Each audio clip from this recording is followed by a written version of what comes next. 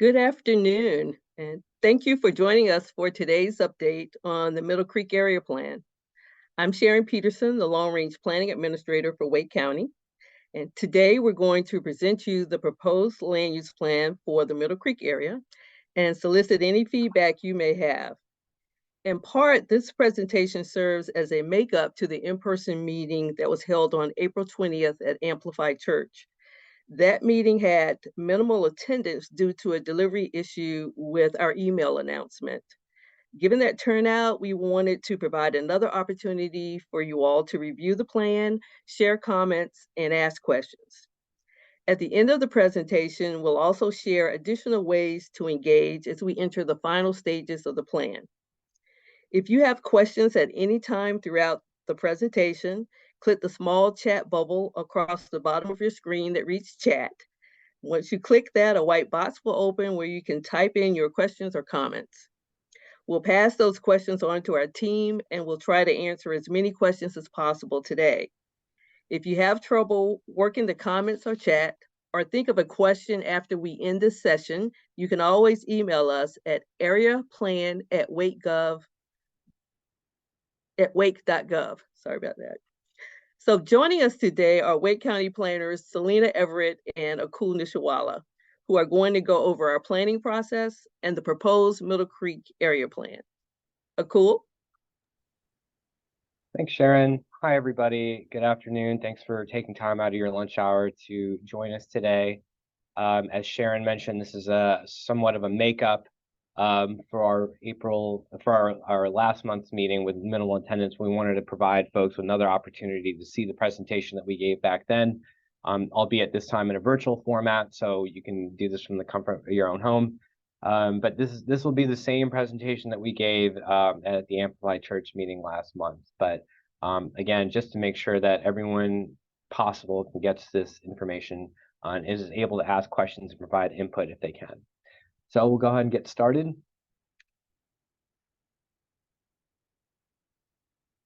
So just to give an overview of the plan the area that we're talking about, the Middle Creek area is in the southeastern, southern portion of Wake County.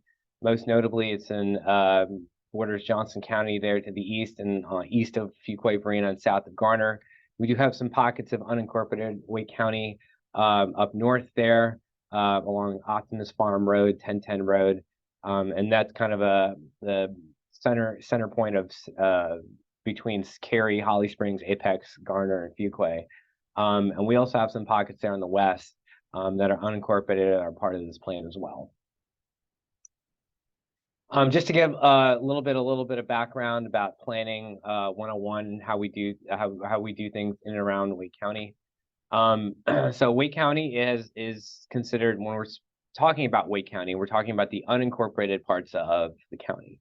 These are places where we do not offer public utility services like water and sewer. We operate under development ordinances and have zoning districts and a comprehensive plan that looks into the future at long range. There are 12 municipalities in Wake County. Those municipalities have what you call corporate limits. You can become part of the corporate limits by voluntary annexation. Starting in 2011, involuntary annexation or forced annexations were deemed illegal. So now the only way, if you are not part of the corporate limits now, but would like to be and receive services like water and sewer from that town, you have to voluntarily petition that town to be annexed. If you are part of the corporate limits, you're paying town taxes, you can vote in the town elections. Along with utility services, the towns provide other services such as trash and police protection as well. They also operate through development ordinances, have zoning districts and comp plans, albeit those are a little bit different depending on the scale and type of density of development that are typically seen in the towns. But typically they should all work in concert and work together when we're developing these. There's a little, for extraterritorial jurisdiction, it kind of falls in between. You might have heard of this being referred to as ETJ. This type of planning area exists in five states, including North Carolina. So what it is basically an area that's extended out from the town's corporate limits that only applies to zoning and development. So for the most part, if you are within an ETJ, you are still considered a county resident. You do not pay town taxes, you do not vote in town elections, but the idea behind ETJs is that eventually over time, these areas that are surrounding or adjacent to the town limits will become part of the town, and rather over time and through growth. And the idea is that if these areas are planned ahead of time, that growth can happen in a meaningful and way that serves the customers and residents, as opposed to having development that is then surrounded by town services. There's a lot of that happens already, which you know, a subdivision will be developed under the county, and over time, like the last 10-15 years, maybe that subdivision is now surrounded by town jurisdiction, which all the other areas receive water and sewer, but then maybe that subdivision doesn't. So if it makes for more sense in terms of planning and outward growth that way and growth management, but it is something that is very unique. Out of 50 states, only five states do that. Like I said, for the most part, if you're still a county resident, unless you want to develop or improve your property in some way. So instead of coming to the county for your permitting, you would then go to that respective town. Planning in Wake County often gets conflated with which town you live in or which mailing address that you have. But before I get to that, the jurisdictions in terms of which town is allowed to grow into where is determined by annexation agreement boundaries between the towns. These are agreements that have been established that establishes a line, if you will, in a map stating that a town can only grow this far this way, and that the adjacent town can only grow so far as well the other direction. So when you add those annexation boundaries all together, they form what are called future municipal growth areas. Like I said, where you live should not be considered, does not coincide with your actual municipal jurisdiction. Your mailing address is determined by which post office delivers mail to whom. A good example is, for example, a lot of folks have Fuquay-Varina mailing addresses, but they live in Harnett County. So I'm sure, you know, back when I used to work for Fuquay, we would often get calls from residents saying, well, I live in Fuquay and I have a question about this zoning district or something that had to do with development. And when we looked up their address, they actually lived in Harnett County. And so the town limits do not extend past the Wake County line. So we had to inform them that even though they do have a Fuquay-Varina mailing address, they would have to then contact either Harnett County or Angier or whatever municipality or jurisdiction they were in. But that's an important distinction. So here you see on the left what the corporate limits for all the towns look like, and then on the right, those larger areas encompass the full planning jurisdiction, which includes corporate limits and the ETJ. So you can see the differences there. And then whatever is not colored in is considered unincorporated Wake County, and that's our jurisdiction where we operate. So the difference between zoning and land use is often confused, and it's something that I like to talk about with everybody, just so we can get that out of the way. But zoning determines how a property can be currently used. So every property in the county has a zoning district assigned to it, whether it be by the county or a municipality. And depending on which zoning district you're in, you have to operate under the development ordinances define the different uses for each of those zoning districts. For example, if you live in a residential zoning district, it's pretty much it's apparent that you cannot do any sort of industrial land uses or industrial type or retail in that zoning district. So every zoning district has a list of permitted uses and a list of uses that are not permitted at all. Other uses can be approved through the Board of Adjustment, but again, all that is written out in each jurisdiction's development ordinances. There are differences, like I said, between the municipal zoning districts and the county, but those typically, because the county does not have water and sewer, we tend to have less dense development. You can't really develop apartment buildings or condos or even townhomes sometimes on well and septic. Well and septic requires a lot of land, and it takes up a lot of the parcel as opposed to water and sewer. The land use, which what we're talking about right now, determines what the future use of a property should be. Typically, it's 20 to 30 years, but given how fast Wake County has been growing, we're trying to do that a little bit more often. These land use plans are developed through public input, like what we're doing right now, and they're considered dynamic documents, which means they can be amended or changed as the needs see fit.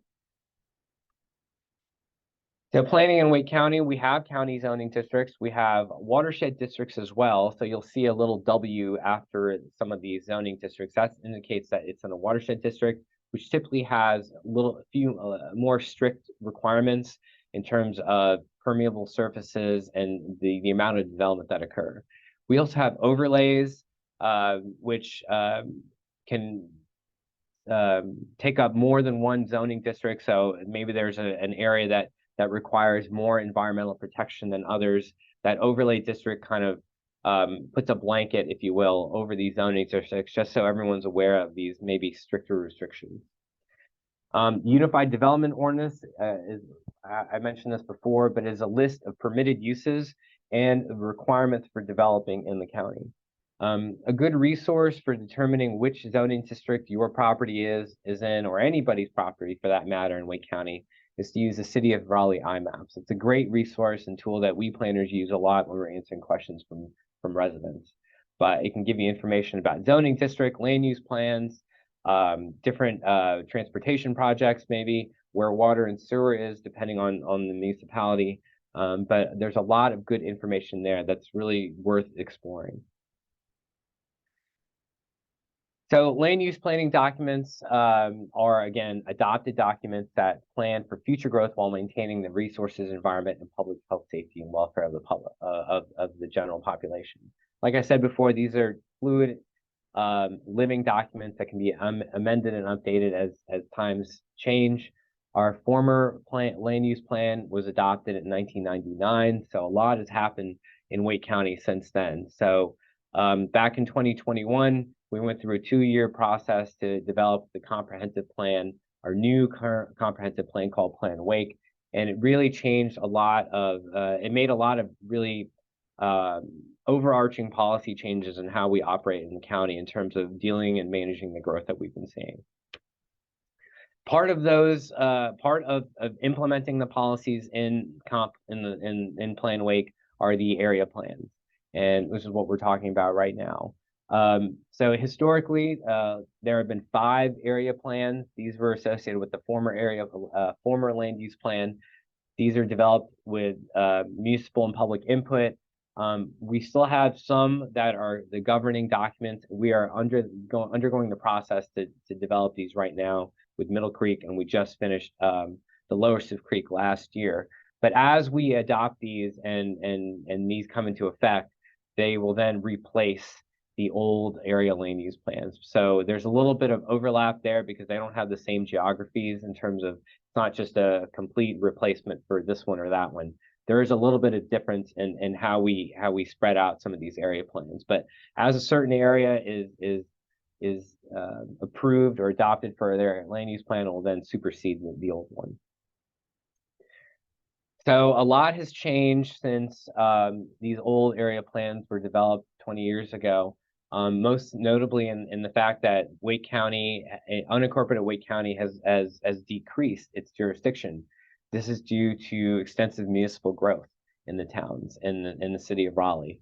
So as they grow, our jurisdiction in Wake County decreases. So we had to update and kind of really look at these areas of what we had left in terms of how we could plan for them holistically and using context. So you'll see there, there's a little bit of overlap with that gray. We wanted to make sure that we included some of these municipal planning jurisdictions within our boundaries to make sure that we were taking context, using context when we're developing our plans and making sure that we weren't just looking through a telescope at these specific areas. We want to make sure that everybody felt included as part of the plan, because development or doesn't stop on a line on a map. So we wanted to make sure that that was included. I'm going to stop there for a second and just check with my colleagues, see if there are any questions so far. Yep. And as a reminder, for those of you who have questions in Zoom, you can select the chat button across the bottom of your screen. Okay. So I'll take it that we haven't got any questions yet. We'll keep going. I'm sure we'll have some more as we continue. So specifically the Middle Creek Area Plan, which is what we're all here to talk about. Here is what that breakdown looks like, and I realize now that the green line doesn't show up very well on the presentation, but you can kind of see here there's a lot of different jurisdictions that we're dealing with here. And so you have the darker color, which is the corporate limits of a town. So for example, it's blue for Fuquay-Varina, kind of dark orange for Holly Springs, red is Cary, green is Cary, sorry, and red is Garner. The slightly lighter colors are their ETJs. And so you have that here, you have that here. And then the even lighter color, like this light blue here, that is the municipal growth area. Or so that's the area in which, for example, Fuquay-Varina could grow into if they saw that sort of growth and need for that sort of growth. But they cannot annex property in this red area here, or Garner cannot annex property in this area here, because that is based on those annexation agreements we were talking about earlier, that is considered Fuquay's growth area. And so you can see that how that works for all these different jurisdictions up here as well. Part of the Plan Wake comp plan was what we have, what we call the development framework map. Basically, we wanted to identify areas in the county that where we could kind of classify the type and scale of development that we would like to see in this area. So the purple areas are called the walkable centers. This follows these large corridors like Broad Street, Main 401, 1010 as well, and 540, to make sure that those areas are developed with pedestrian-friendly amenities, making sure that people can get to and from without a car based on the type of development that happens within the town. Then you have community. So in this yellow area, we updated our policies that if anybody comes to us in Wake County that is within the community area for development, for example, for a subdivision, if they're in community, they're required to go to the town first to see if they can connect to water and sewer. Like I said before, developing with water and sewer allows for more dense development and less expansive use of land, which we're running out of with the sprawl that we're seeing in Wake County. And then community reserve and rural, those are less developed areas that we'd like to see, more kind of, what you typically see in rural Wake County. Brief overview of the area of the Middle Creek area. I won't go through this but line by line, but you can see the kind of difference between the entire boundary area in green and then what happens when you take away the municipal planning area in gray. So there is a slight decrease in some of these numbers, but they're still very substantial. Most notably, I want to point out those voluntary ag districts. If no one's familiar with that program, a voluntary ag district is a voluntary, obviously, program that you can sign into. It lasts for 10 years, basically indicating your commitment to ag and farm uses that currently are on that property. So it's a way for ag workers and farmers to kind of maintain their use and establish that this is a viable agricultural area. There's been a new program in place that's called an Enhanced Voluntary Ag District, and the main difference from that is that it actually locks that person into the 10 years. The regular Voluntary Ag District has an opt-out clause. So if there's something that changes between the time you made the agreement and before the 10 years are up, you can opt out of it, and that would be okay. But with the enhanced VAD, that is not possible. You have to you're locked in, and that agreement is attached to the property as well. So it can change property owners, but that would be attached with the land.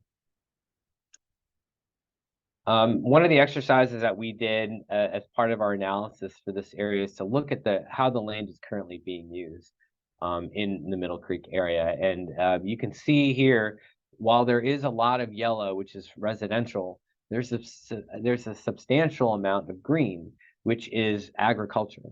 And so 27% of the entire area of the Middle Creek boundary comprises ag or farming uses, which is pretty substantial. And I think, if we look at the rest of the county, that percentage wouldn't be as high everywhere else. So this is a very large pocket of that ag and farming community that still exists today.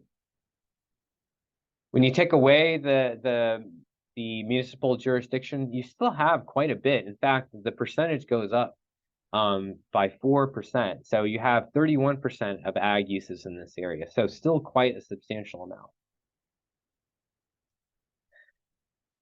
Part of our engagement strategies with this area plan have involved our website. We've been straddling with the beginning of COVID, or with the beginning of this process, we were still kind of dealing with COVID and the effects of not being able to meet in person. But we were able to see as restrictions loosened, we were able to find ways to have some in-person meetings, which really helped us as planners kind of have conversations with folks that you just can't really have in a setting like this in a virtual setting. But we wanted to make sure that we gave folks enough opportunity and ways to be able to interact with us and get their opinions known to us. So we had our website at wake.gov/MC, where we had story maps, which just gave you some background information. We had a few surveys, and as well as an interactive map. That's what you see right here, where people can go on there and select a comment for a certain area, or tell us what they were thinking about, maybe if they like some certain things or they needed to see some improvements. We're also very big on social media, and we had some email listservs as well. Some of you might have seen some road signs that said community planning on them as well. We try to be pretty strategic in where those were as well. And we had those 2 in-person meetings. The first we had back in February, which is very well attended. In fact, a lot of the feedback that we received at that meeting was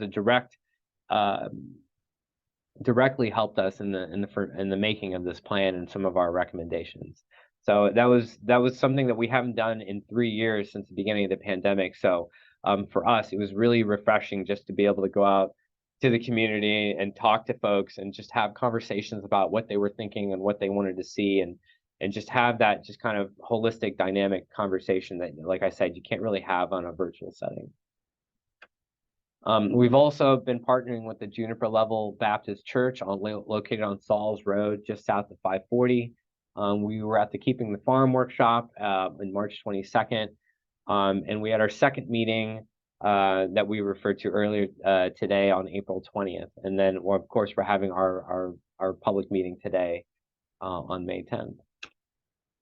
Some of the feedback that we got from our interactive engagement portal was a lot. You can see right there, it's the word cloud in the middle is traffic. There's a lot of transportation is on the front of everyone's mind. With the growth that we're seeing, the roads are struggling to keep up, and that's definitely being felt across the board. You can see kind of the number of visits and users that we had, and all the different comments and the number of responses that we had to our surveys. These are some interesting questions that I thought, these are questions that had some interesting answers to, and I thought they were worth sharing with y'all today. What is your main mode of transportation when not commuting to and from work? That's no surprise there that the automobile, single-person automobile was by far the most popular. But if you look at the next question, if it was safe and convenient to do so, is there a mode that you prefer over your current one? And this is where we really kind of see the difference here. While people would like to be able to do other things to get to and from work, or any other trip that they have, people would like to see transit, or would take it if it was safe and convenient to do so. People would like to bike. People would like to walk. And so I think there's a little of a gap, a little bit of a divide there between what people are not forced to do, but have to do, but what they would like to do. And I think that's very interesting. Kind of talking about the new highways that are coming through here. Again, traffic is a real issue that people see, whether it's good or bad. A lot of folks think that 540 will help alleviate some of the traffic that we're seeing. But again, I think that again, it's traffic and transportation are some of the big ticket issues that we've been seeing in this community and all over Wake County. So what kind of non-residential development would you like to see in your community? And you'll see there that farming and forestry are the top two most popular items. After that are services like restaurants, clinics, pharmacies, maybe some retail. So, you know, I think that's very indicative of this community as well. And then if you go to the next question, please rank the following in order to prioritize them. Again, farmland and green spaces, along with commercial development, are the top three. So that stays consistent. And then I like this last graphic just for the sake of showing you that we had some under 18 and 18 and 24-year-olds who's contributed to some of these surveys, which was really a treat for me to see, just to get those age cohorts to be able to contribute and participate in something like this is very hard to get. Our last plan, I don't think when we asked this question, we didn't get anybody from under 18 to 24 that responded to any of the surveys. So that was something that was nice to see on our end. So to get to the point, this is what we have for the draft future land uses. We have, you know, this is really a direct response to the feedback that we got from the community. There are a lot of subdivisions in this area, and you can see that by the yellow. But the folks that we talked to in this area who have farms or have agricultural uses, everyone we talked to had an interest in making sure that those farm uses were maintained. And they had an interest in keeping those farm uses, in keeping them maintained and continuing those uses into the future. They had no plans how it would relate to us saying that they wish to not do that. A lot of these farms have been in these families' property for years and generations, and they would like to see that continue. So we identified some of the major residential areas, but really the highlight for us is the agricultural and forestry land use that you see in green. This is something that we haven't done in the county at all, is to recognize that community in a land use plan like this specifically. There's a lot of times these areas are referred to as undeveloped or kind of like a hybrid rural residential without really bringing the ag aspect to it to the forefront. And based on the communication that we had with residents and the feedback that we got, we felt that having a specific agricultural and forestry land use was really, you know, it made sense for us to make sure that they felt recognized and seen in plans like this, which they haven't before. So that was something that we feel really strongly about, and the community feels really strongly about so far. In terms of timeline, we are on track for our summer plan adoption here in June. We are going to the planning board at the beginning of June, on June 7th, and that's my next slide. So on June 7th at 1:30 p.m., we have a planning board meeting, and if anybody here wants to come and give a public comment, there's an opportunity to do that then. The planning board will then, if they see fit, will make a recommendation to the Board of Commissioners. And then on June 20th at 2 p.m., there'll be another opportunity for public comment. And based on the will of the Board of Commissioners, they can vote for adoption. And then this document, the Middle Creek Area Plan, would then become a governing official part of the comprehensive plan. I know that was a lot of information. I'm going to stop there for questions. That's the end of my presentation, but we wanted to have ample time this afternoon for questions. So I'll leave it there. Cool. This question wasn't posted in today's chat, but I know it's been asked at several meetings in regards to the 401 bypass. And in regards to any final decisions? Have they been made in regards to the realignment or the alignment of it? To answer that question that been asked in the past, that someone may be thinking that a final decision has not been made. Campo and his partners are still working on a final realignment or final alignment of 401. And the next major meeting will be in June for this.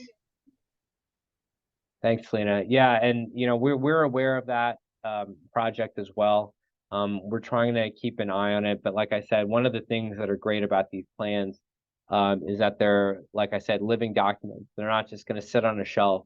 We realize the timing of this is happening a little bit before that, but then based on the recommendations that Campo and its partners comes up with, we will then to be able to, be agile enough to make amendments if necessary to this.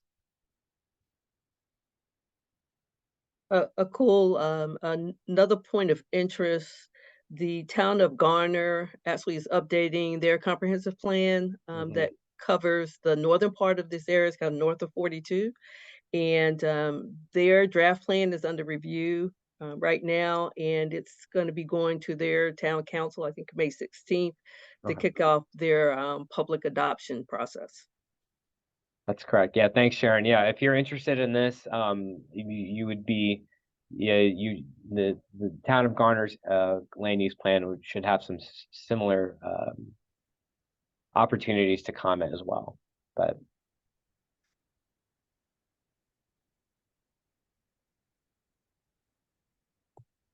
I'm not able to see any questions that we might have. But let's see. Cool. At this time, I do not see any questions posted in the chat. Okay, we'll give everyone a few minutes. We still have plenty of time here, but if there are any questions, we can just kind of see what happens. But we'll also be posting this recording onto our website as well. So if there's anybody that wasn't able to make it or wasn't able to see this presentation, we'll be posting that as well, and so you can see it in its entirety. But also, just don't feel like this is the end of the road. If you have other questions or you feel like you don't want this to be the place where you do that, feel free to email us. The email at areaplan@wake. We've been changing this and I keep missing it. It's wake.gov. It's our new domain, not wakegov.com. It's wake.gov, areaplan@wake.gov. That email goes straight to me. And I can answer those questions for you, or you call 919-856-6310 and press 8. Those will also go to me as well. And if you have any other questions, our webpage at wake.gov, wake.gov/MC will give you all the information that we've been talking about today and more.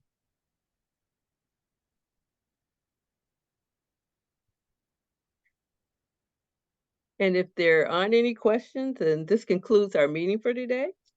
Thank you for joining us, and we can give you back about a half an hour for you to enjoy the rest of your day.